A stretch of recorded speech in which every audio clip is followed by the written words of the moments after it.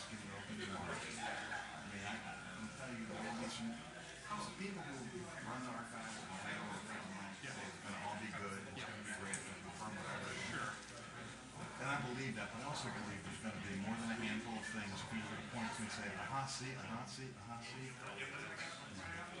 People are messing with this sort of thing.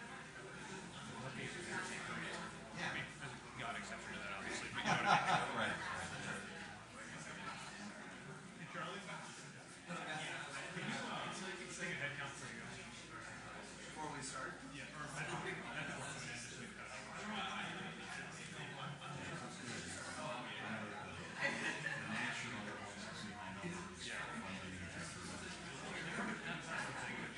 I know we...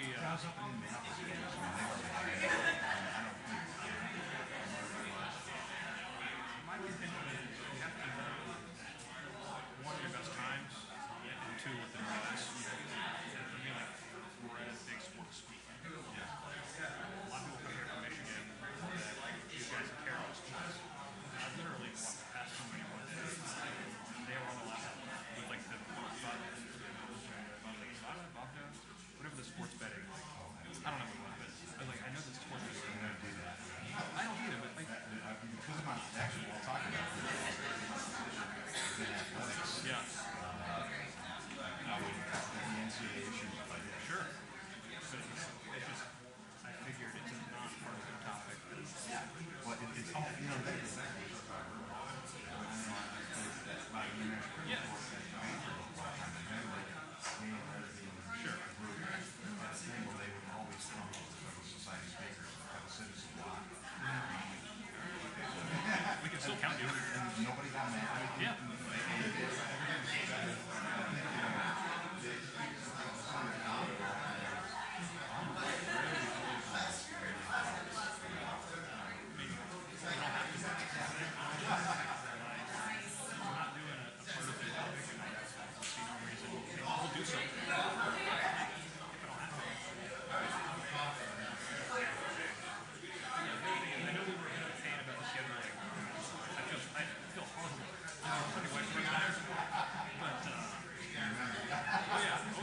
That leaves an impression.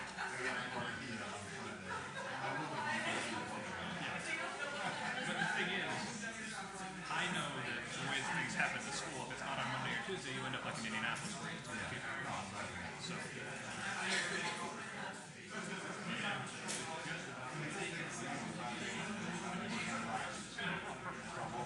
Yesterday, I'm Yep. back for both of them tomorrow. Now, what do you teach? Teach evidence. Okay. I'm teaching a course currently on he's taught therapy. Yeah, the two sides there. All right, let's go with Professor Ole Miss, University's faculty athletic representative. Actually, yeah. What's your position on the this Ole Miss delegation to the SEC Commission? No, that's the civil rights one. That's all right. I'm on the chair. I'm talking now. They can all hear me. I'm secretary of the SEC's executive committee. Be there next Monday.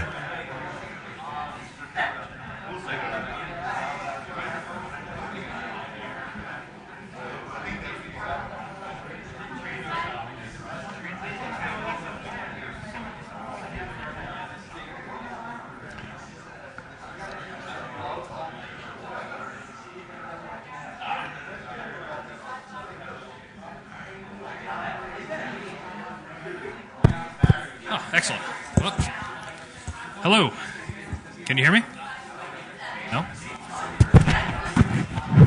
Get right in it and talk loud. Hello.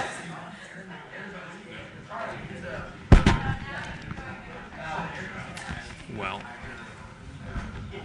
Turn my. all right. We'll see. Welcome. My name is James Collins. I'm the president of the Federalist Society here. Today I'm proud to welcome Professor Ron Rychlak, the Jamie L. Whitten Chair of Law and Government and Professor of Law at Ole Miss. He is a Wabash grad and went to Vanderbilt for his JD. Currently, Professor Rychlak is teaching, well, both international law and evidence. He is the secretary of the SEC's executive committee, and he is the advisor to the Holy See delegation to the United Nations. He's also a member of the Ole Miss Mississippi Advisory Committee to the U.S. Civil Rights Commission. Without that, I'll let him take it away. Thanks very much. Can you hear me okay? Yeah. It's great to be here. Great to be back in Indiana. I really appreciate the opportunity. Several things. First of all, today is my wife's birthday, so since they're recording this, I want to make sure I wish her a happy birthday.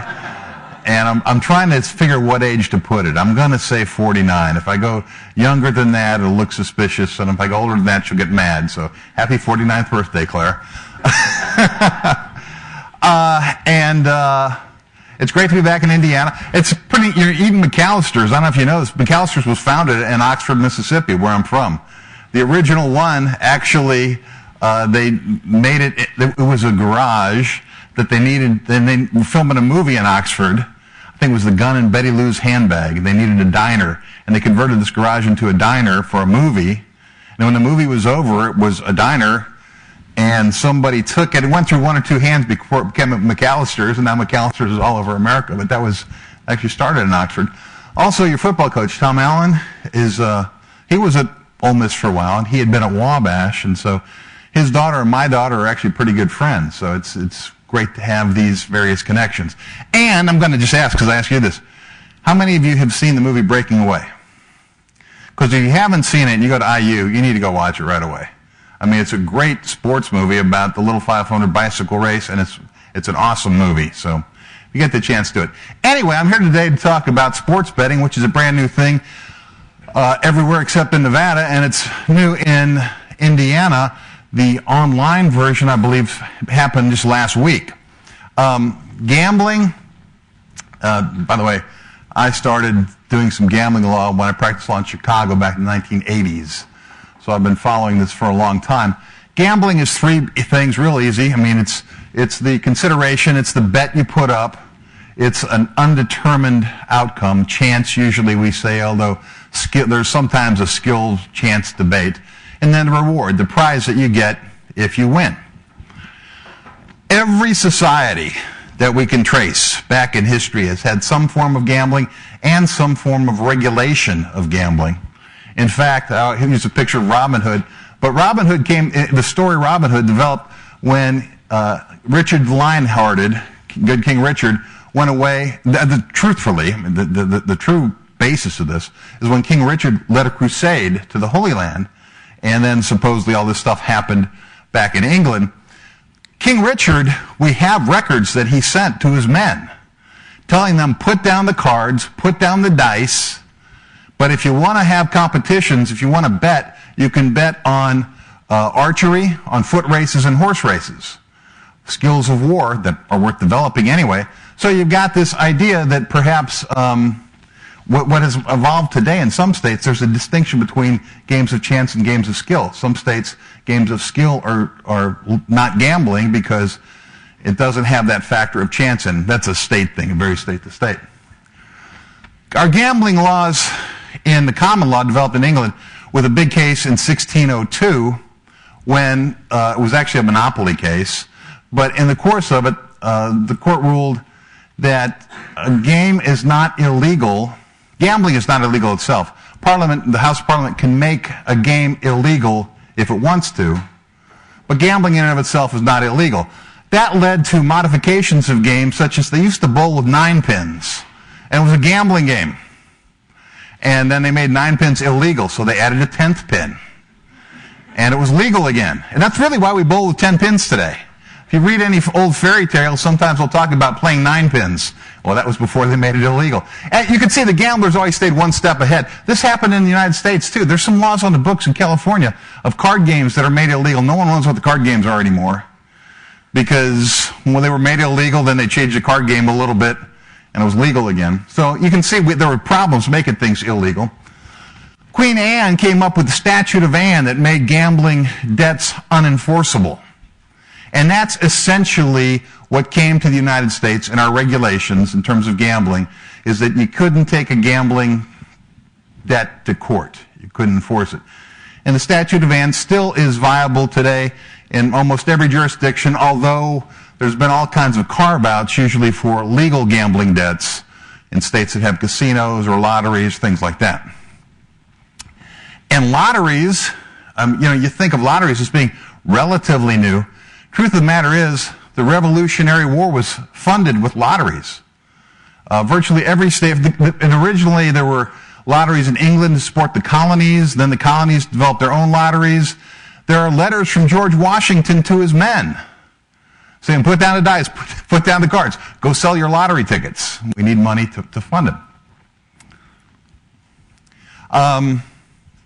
Oh yeah, and the lottery tickets became like currency. You'd have to exchange them as you went from one state to another. Some of those currency exchanges later became some of the banks that we still know today, some of the major banks. Then in the early 1800s, there became a big problem. There was a big scandal written about in the newspapers of some lotteries where they'd been selling tickets for a long time and collecting the money and not doing what they're supposed to do with the money, building a bridge. And also there was this pamphlet, The Wonderful Advantages of Venturing in the Lottery, which was a morality play about a guy who started playing the lottery and led himself into ruin, led to his family into ruin, all kinds of stuff. So virtually every state at that point put into their constitution. Now, think about this. They didn't just fail to authorize a lottery. They didn't just make a law saying lotteries are illegal. They wrote into the Constitution. Indiana in 1851, the 1851 Constitution, wrote into the Constitution that there will never be a lottery. They saw there was something really kind of dangerous about this. In fact, Indiana courts then, not every state followed this way, but in Indiana, that was construed as a general prohibition on all forms of gambling. Some states drew distinctions like that. Well, most states did away with gambling. There was a notorious one in Louisiana. It continued on after the Civil War, and its tickets were sold all over America. Half of the mail coming in and out of New Orleans related to the Louisiana lottery. Finally, federal legislation shut it down. They stopped lottery from the mail and then from interstate commerce, and that led to an era of prohibition. Now, just because gambling was prohibited doesn't mean it didn't happen. It didn't happen in Indiana. I've just found some stories from Indiana. This is a drawing / picture of a faro room in Fort Wayne from about 1870, a notorious gambling house. In 1901, Johnny Fixum Condon. I kept this slide only because that name is so cool. But he was a Chicago, and I could not find a picture. I looked all over trying to find a picture of him. But he was a Chicago gangster who opened up a gambling house in the Monte Carlo in America, the only Monte Carlo in America. So it was outside of Chicago, but in Indiana, and you could take a train directly from Chicago to this place to gamble. It got shut down fairly quickly because apparently the Chicago gamblers didn't like it very much. But then Indiana, in East Chicago, Indiana, they got the big house that operated from 1929 to 1950. This is a picture of it from the 1920s. This is a picture in 1950. But it was, how many of you have ever seen The Sting?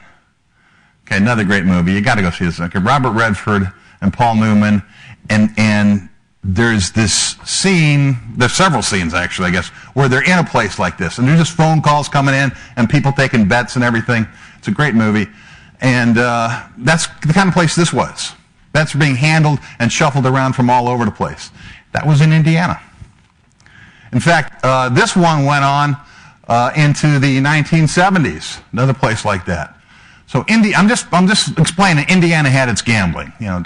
I still consider myself an Indiana guy. So I just want people to think, hey, we gamble too. We're not.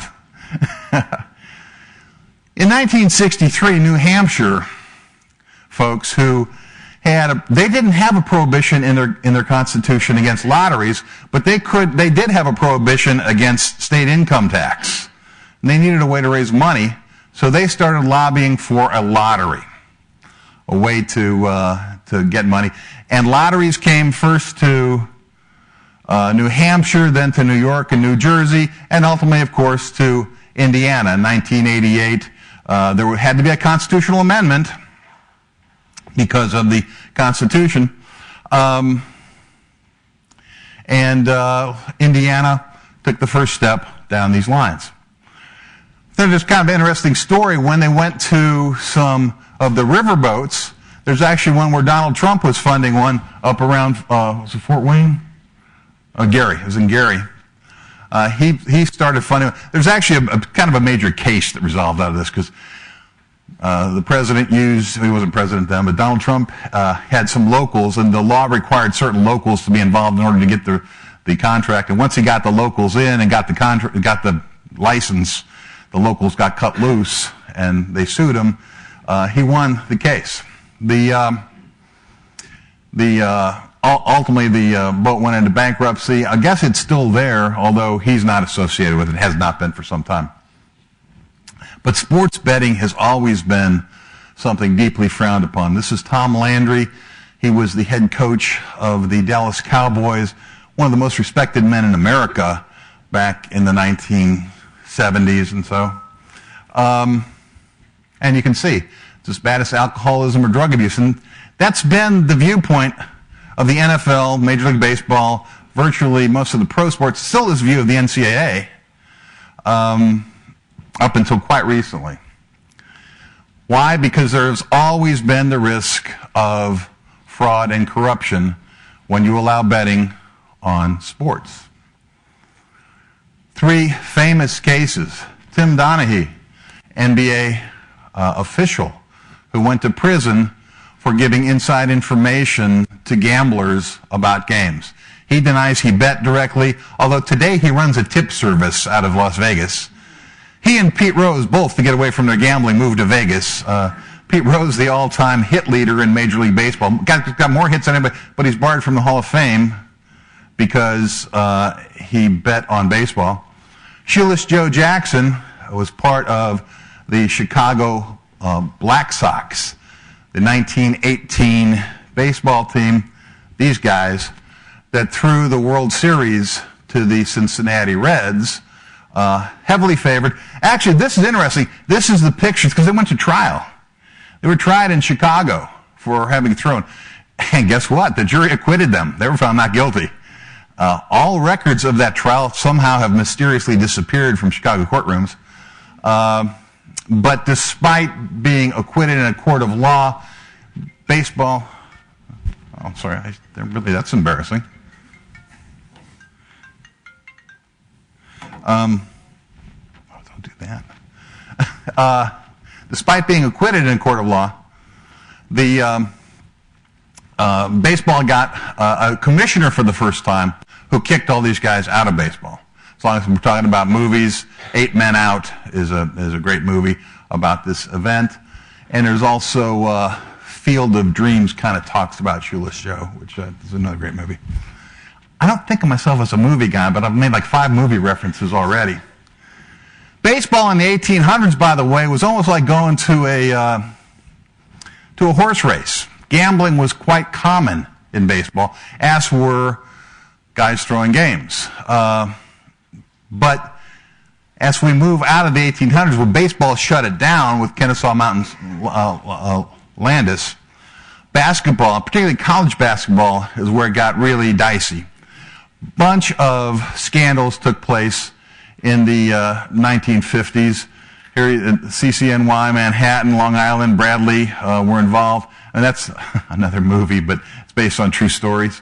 1952, Kentucky, and by the way, is Kentucky, Indiana, is that still you don't play each other so much anymore, right? That used to be the rivalry when I was in Indiana.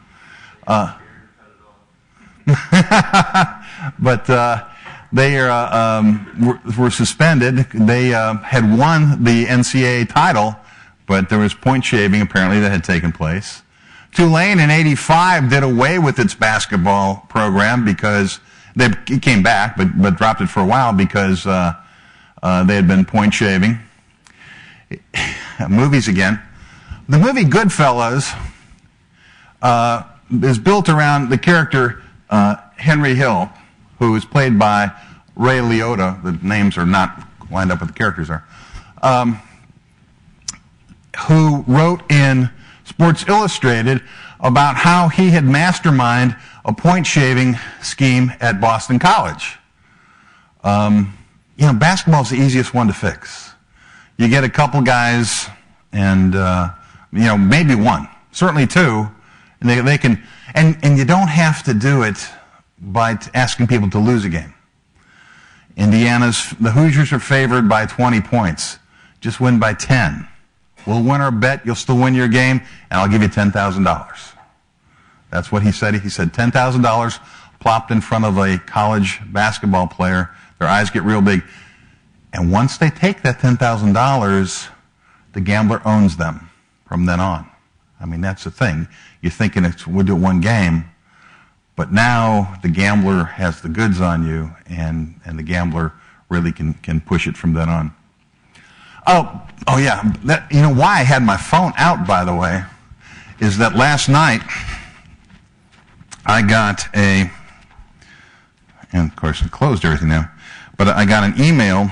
This is something that goes out to folks like athletic directors and stuff like that.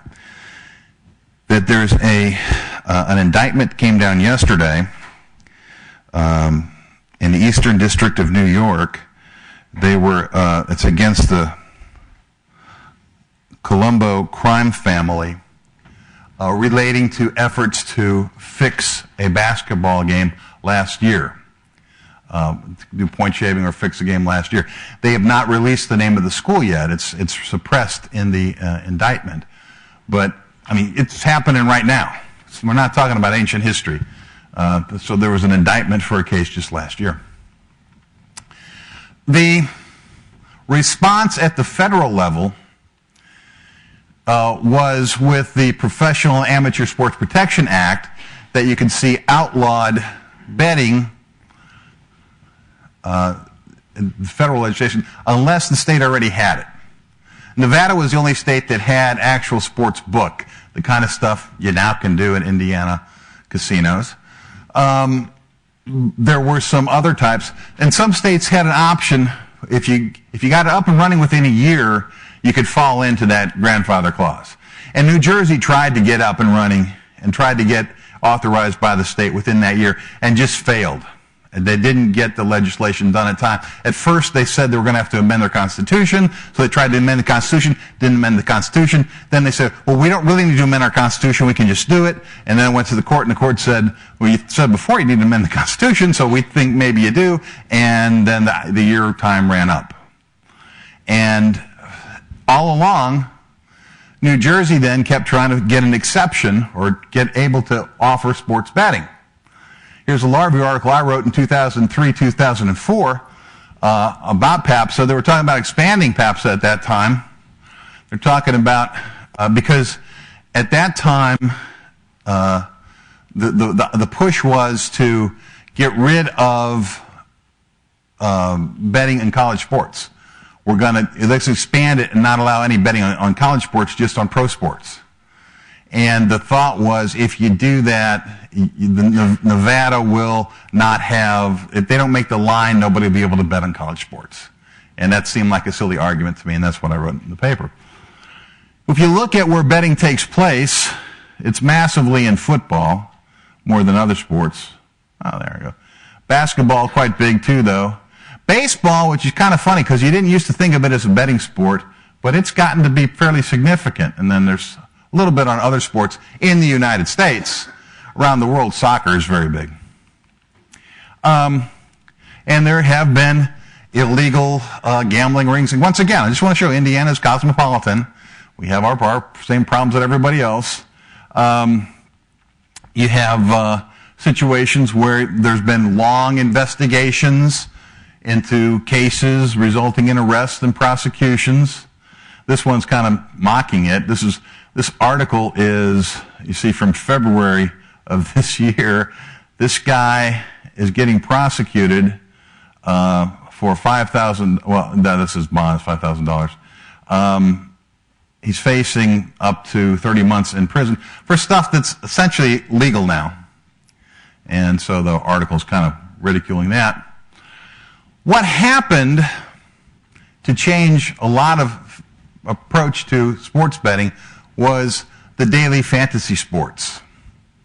And we can get in, I don't know how much you guys are interested, probably won't go into all the details here, but essentially there was a federal law, that the Wire Act, and it was going to make it illegal to have bets. It was going to make very clear that the Wire Act says you can't bet over phone lines.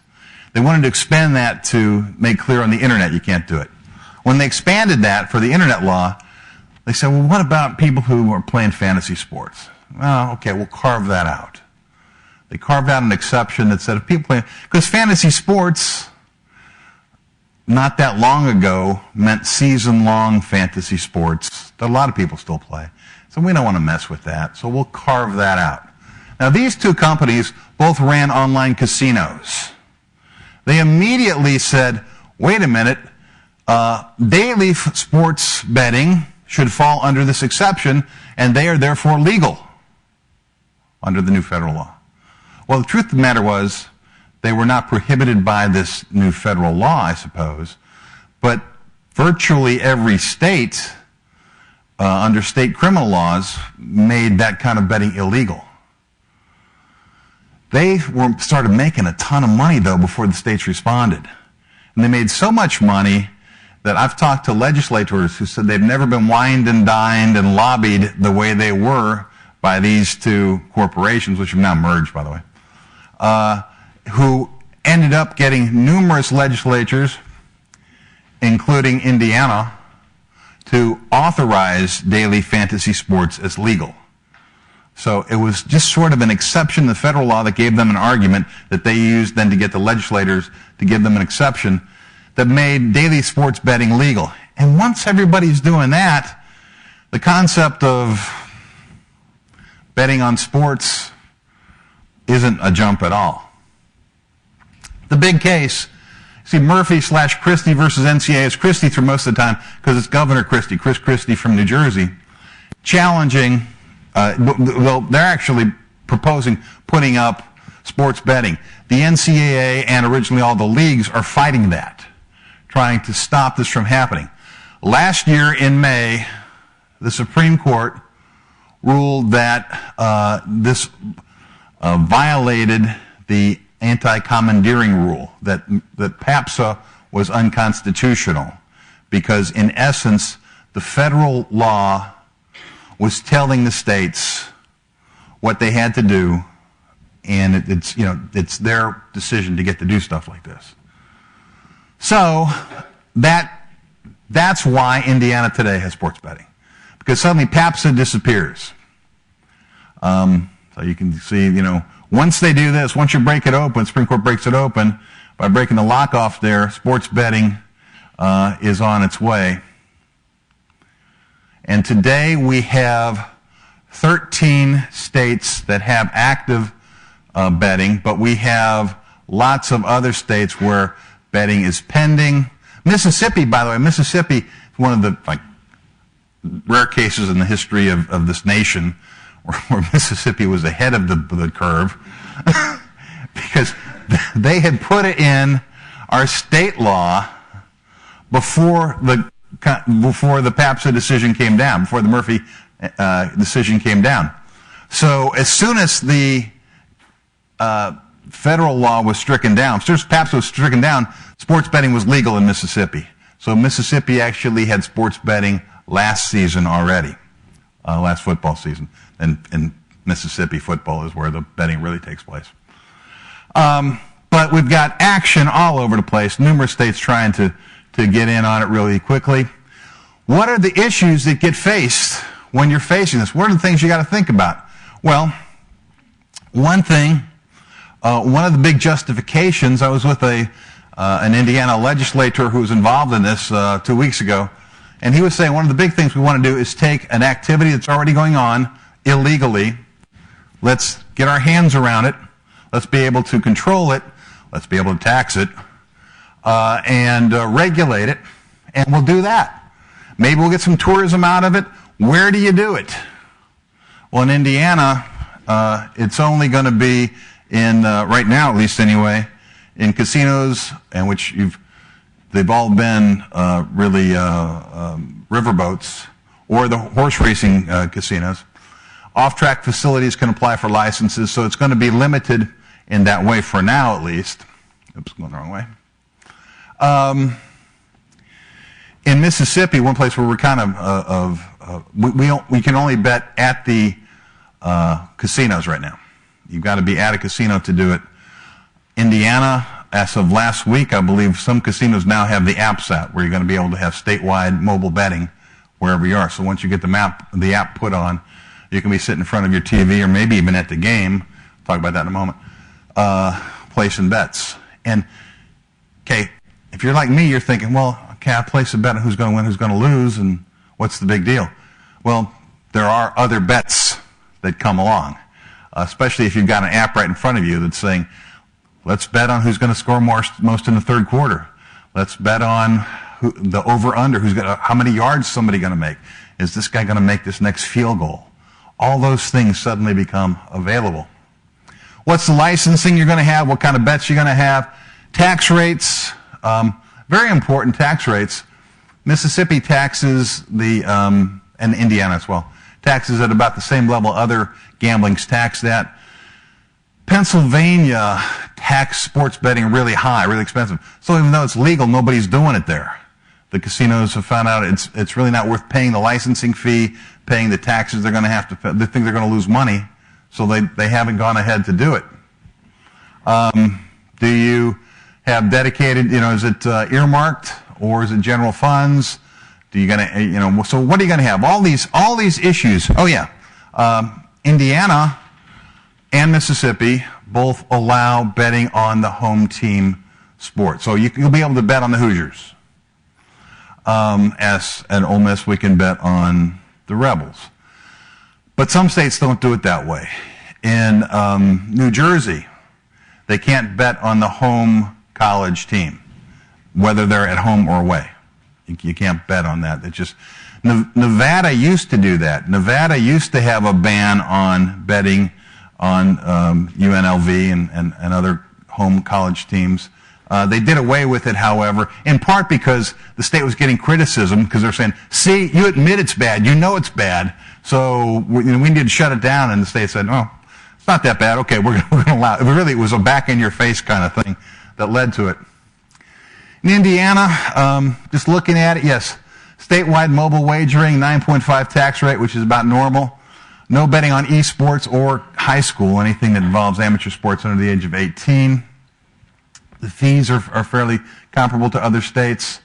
Now, in-play betting and data restrictions, there's going to be a lot of discretion left to the Indiana Gaming Commission. They're going to set the regulations on a lot of this stuff.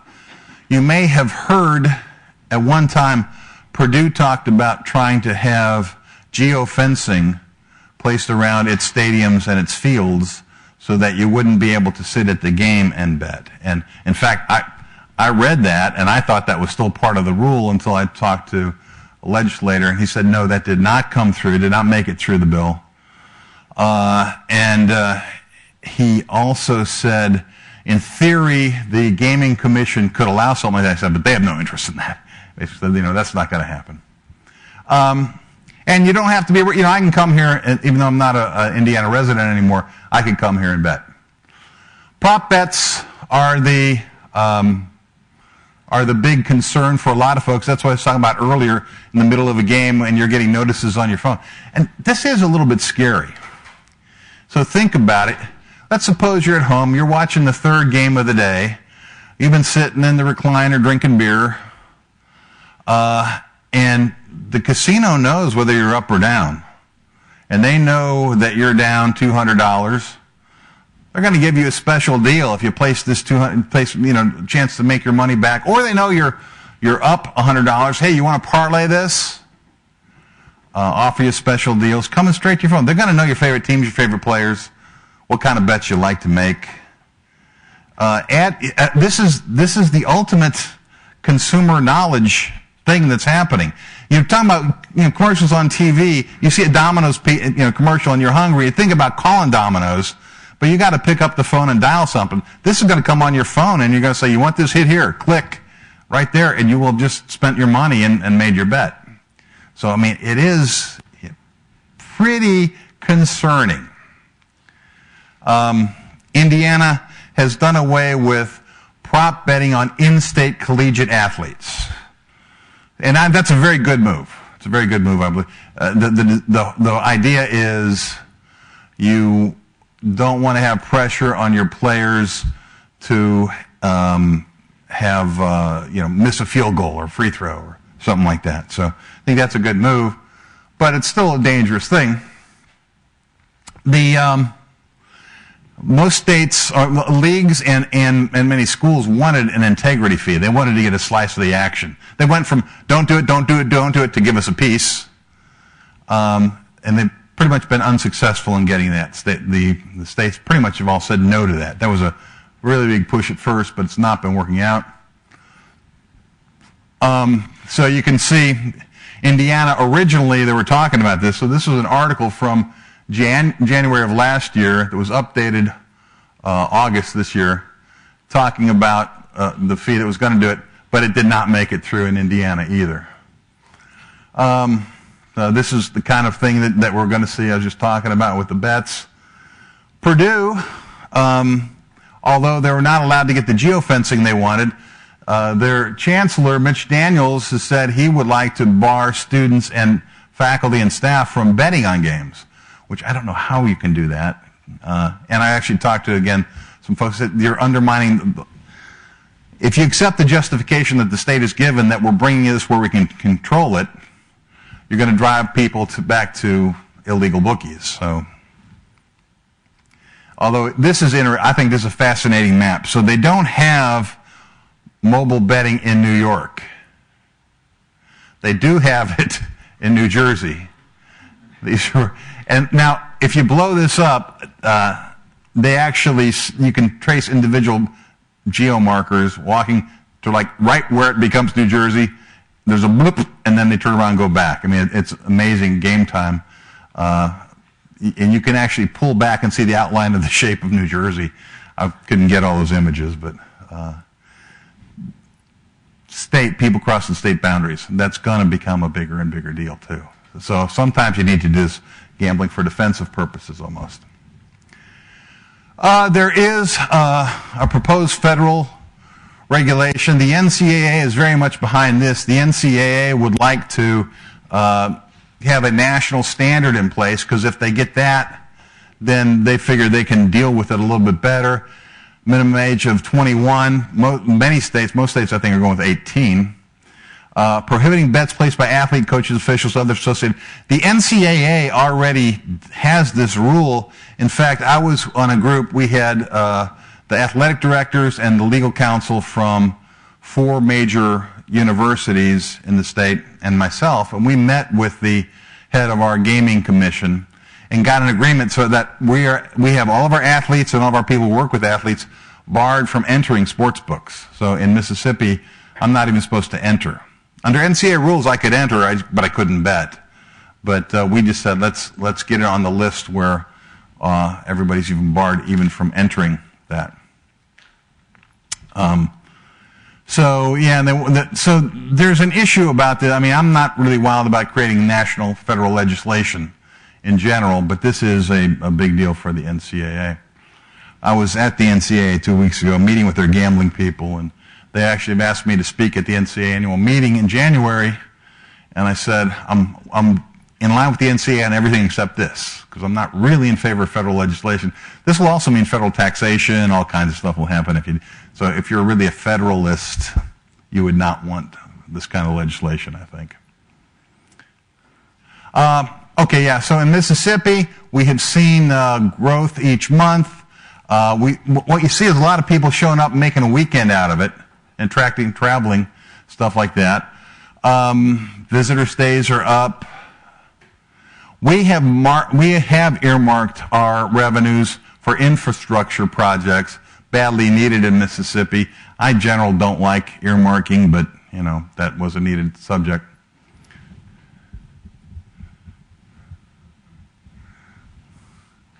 This is my warning. It's my last slide. This is my warning. So gambling is coming. Sports betting is coming to your phone in the very near future. But it is a dangerous thing. We're playing with fire, so I don't recommend you doing it, but I do hope that at least now you have a little bit better understanding about what it is. And I'm happy to take any questions you might have. Yes. Oh, let's get the microphone.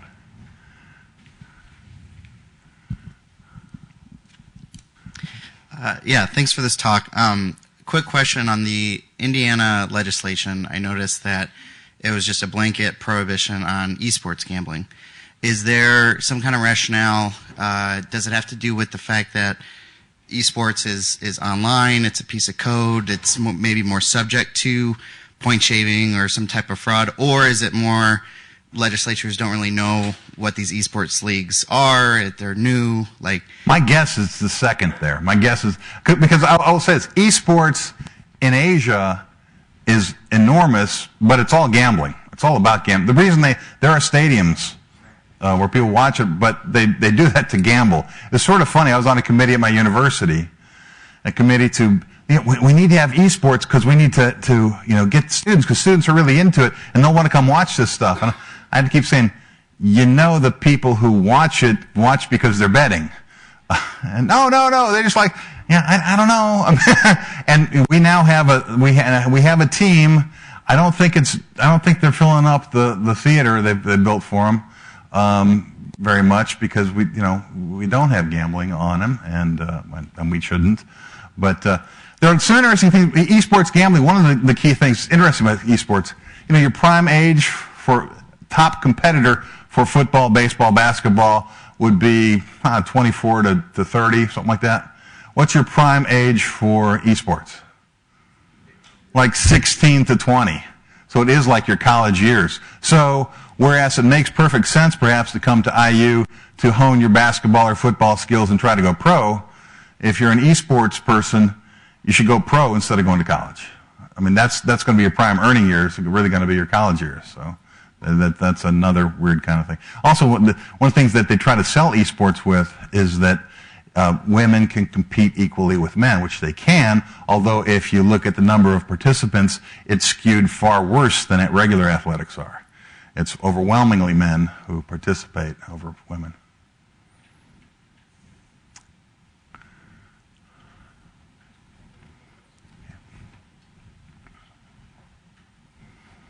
You mentioned you speak to the NCAA. Do you see any interplay with California's new likeness law and how it could affect potentially more integrity in sports gambling, because student athletes would have a different source of revenue as opposed to the temptation to throw a game or throw some potential prop bet?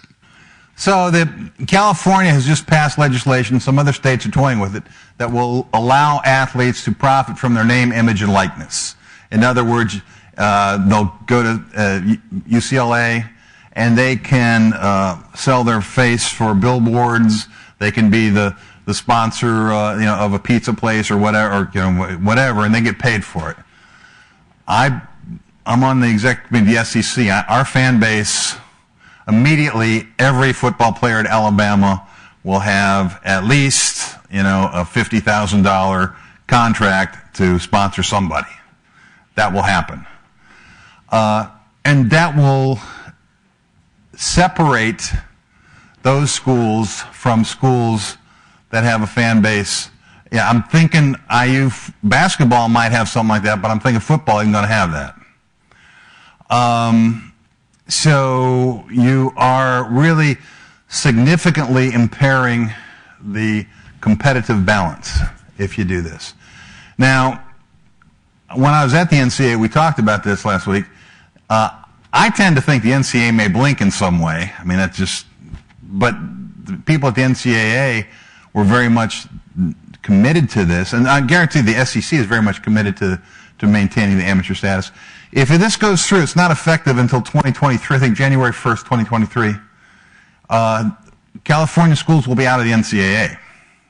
That's the NCAA's line right now anyway. And they would be, because they would attract students, they would attract the best student athletes, because you would be getting paid a whole lot more to go there, and other schools would presumably not be able to compete for those athletes. So I think that's my first part of the answer. Now, going to your actual question was if students were able to benefit from their name, image, and likeness, would they be less tempted to take money to throw games?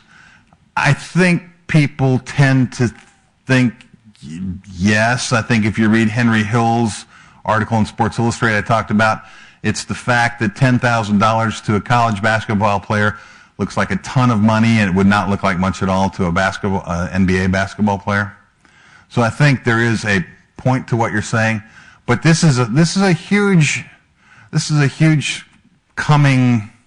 I don't know if it's going to be a train wreck. I don't know what it's going to be, but it's a huge collision that's coming up because the NCAA is dedicated to maintaining amateurism, and that is fundamentally opposed to the amateurism as NCAA envisions.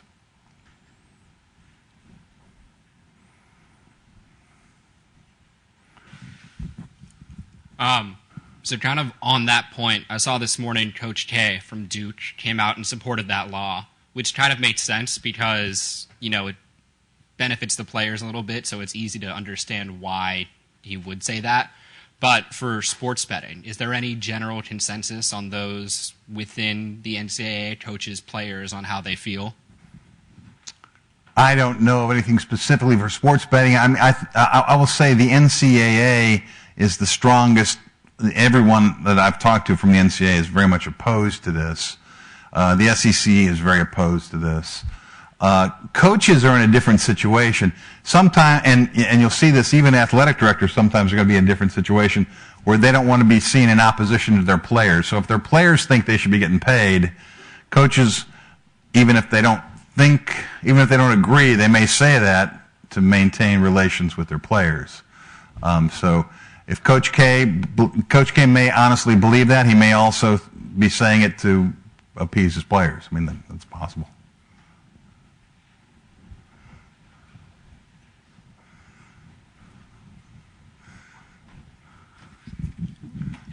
So going to your point about how much easier this is going to make betting, I mean, you can do it from your armchair, basically, while you're watching a game, or potentially. Are states doing anything to sort of head off the possible ramifications as far as gambling problems and, people needing treatment for that? Yeah, well, one of the criticisms of the Indiana law is there is a small percentage that is set aside from the profits, from the tax. There's a small percentage set aside to go to treatment, but it's not limited to gambling treatment. It's addictions in general of various types. And I think that's about all you could probably, that I know to do. I mean, I don't have any answer other than fund treatment centers and stuff. But in the Indiana law, I've read some criticism for having, although some states don't have any, so you can criticize Indiana. It at least has some money going to treatment type stuff. And some states don't have any. I'm not sure Mississippi has any going to it. It's and I don't know that people understand the fire that they might be playing with. Here's one of the things. So you guys grew up with gambling. I grew up, gambling was a real vice. It was a bad thing. And by the way, when I started working on this in this area 30 years ago or so, there was a definition of a problem gambler almost always was a middle-aged white man. It was somebody who had enough money to be able to go to Las Vegas, had a connection with a bookie, did things like that. I mean, that's sort of where the biggest gambling issues were. And then along came video gambling. See, Dad would take Junior and teach him how to play poker.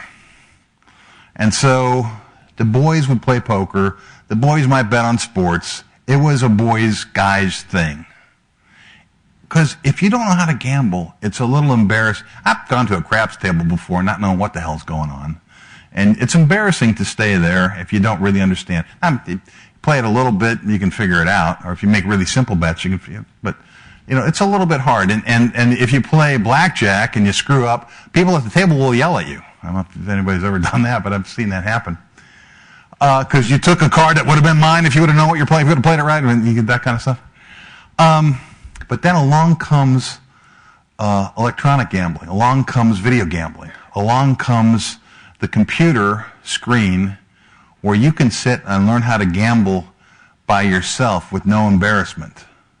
And they see it take off among women, take off in folks with other minority races and stuff, and we see it come down to youth.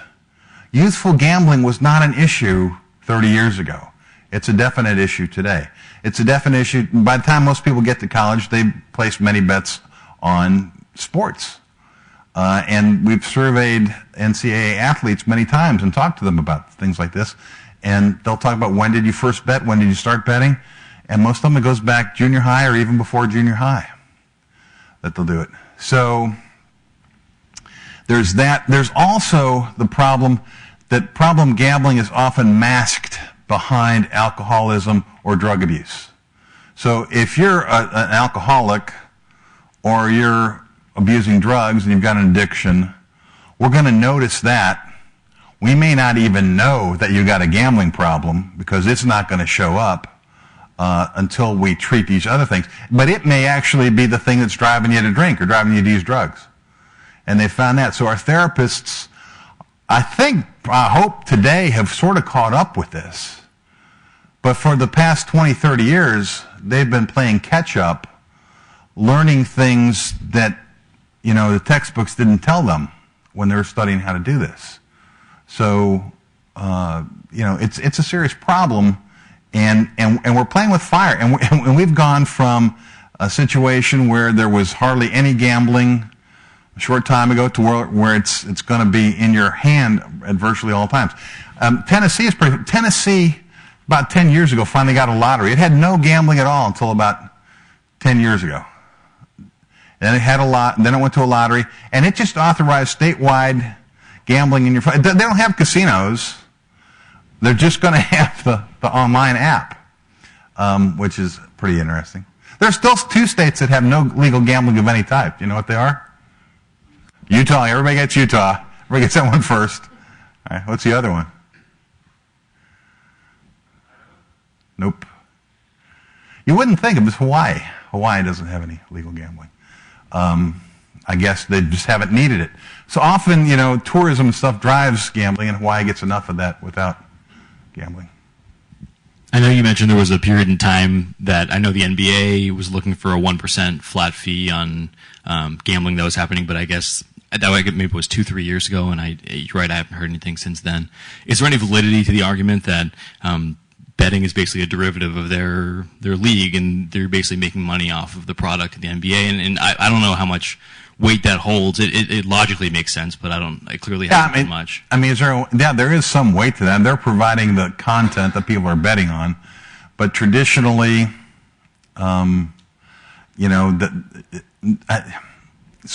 if the leagues put the betting place in their arena and controlled everything the way horse tracks do, you could do that, I think. But it's hard knowing that people have been betting forever on these games without paying anything. And the answer that we got, and believe me, the University of Mississippi very much was aggressive in pushing for a 1% fee for the university. But the answer we got from the regulators was, you don't have to work any harder. You better have been doing this all along, and in fact, this is driving stuff out into the open. So it's not actually getting harder for you. Now, the name, image, and likeness kind of thing, there was a case, this is, 20 years or so ago, where there was a lottery that was using football games. I think it was out of Delaware. And the NFL sued, and in essence, the court holding was that the lottery people could use, without licensing, could use St. Louis versus Cleveland, but they couldn't use images of the helmets or whatever. So, what states have you seen are most resistant to this change still, and what's their continued rationale in the face of states that are legalizing it? And do you expect that nationwide, like state by state, this is going to take hold everywhere or not? There becomes as you saw with New Jersey and New York, there becomes a situation where, almost for defensive purposes, you go to gambling. And gambling spread very much from that purpose. When you're surrounded by states that all have lotteries, and your people are driving across state lines to buy lottery tickets, you're getting the bad social effects of that, but you're not getting the revenue, there becomes a tremendous incentive to do that. I do think that will be, that will continue on with sports betting. I think Utah will hold on to Mormonisms, and they're not that close to, if you want to go, it's easy to get to Las Vegas from there relatively, but I don't think people are driving right across the line to place bets. And Hawaii probably will hold on. One of the things you find with island nations, and Hawaii is a state, I know, but there's some small nations actually on some of the islands that have casinos that will bar their locals from playing. They want the revenue from visitors, but they're aware of the bad social effects that can come if their locals get into gambling. So it's an interesting situation where you've got a tourist destination built around casinos, but you won't let your local people play in casinos. But that's that. Did I answer your questions? Okay. Yeah. So I think Utah will hold, and I think now the other states, there'll be some that'll take a while, but ultimately, it's. If you want to think of it as a downward spiral, it sort of is. I mean, there was a time not that long ago when it was Las Vegas, and then it was Las Vegas and Atlantic City, and now it's just about now. It's in Indiana. It's going to be. It can be today. It could be in this room right now if you got the app. Anything else? All right. Well, I certainly appreciate you coming today. Thanks a lot.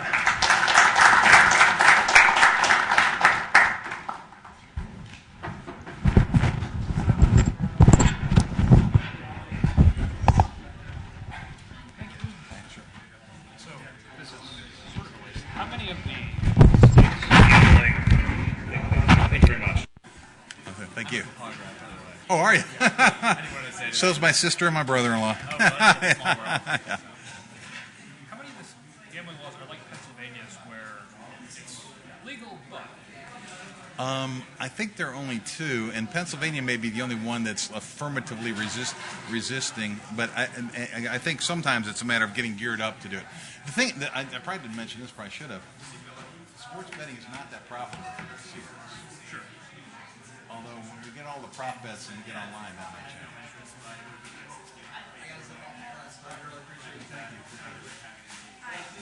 This is Mary. MVP. No, she is how these things happen. Well, thank you very much. Appreciate it.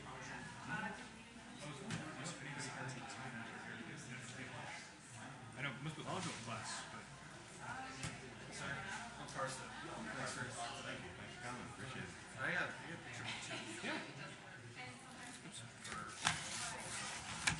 So, Carson actually was at Northwestern University, and he was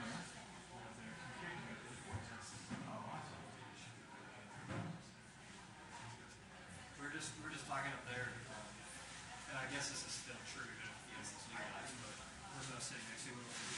Western, and we have a couple of D3 guys. If they even do it for football, we're going to fire. Like, and that's NFL. That's not even for the college. Yeah. Well, if you're playing for money, it'd be an NCAA violation. I openly play in a non-money game. Yeah, you're right. It would. Greg Newhouse, I know he won a lawsuit later, but he got fired from coach for being in a pool, Mark Twain's pool. $1 pool. Yeah, class of one? Yeah, 115. Okay. You do? Okay. We were just saying up there too. Well, at least some people had their phones out looking at the app while you were talking. But about the Purdue, what they do with perimeter. Purdue's football game this weekend showed up on their app, but Indiana's did not. When you typed Indiana, it just said nothing. But then, so he's like, "Why is this?" And I said, "Type Purdue," and it came up. So that was kind of weird. Not that are they playing? Yeah. Okay. Because I said type in Rutgers, and that's who it is playing. Also nothing. Speaking of, if you were in, I wonder. It's here. So it's weird. I wonder if the app itself, where they're based. I think it's standard. I mean, because if it's a New Jersey company, does that mean records would be off limits? Like, Yes, if it's Oh, New Jersey. that. If the app is from a New Jersey casino, but you have to be in New Jersey to use it anyway. Okay. So that could really be. I don't know. But the you know you may have, the apps that people have now, unless they got any last week, are not really authorized. Thank you. The really You mean here, or just in general? in Indiana, and in most states you got to get the app. You got to use the app instead. So I can get the Indiana app today, but I get home tomorrow. I wonder what would you I think it was just regular fandom. Okay. It was like an Indiana specific. Because I do wonder if Because you're saying that like in specific Indiana casinos, like you Yeah. have an app. Yeah, that just started last week. so basically it would be an app for their sports bet.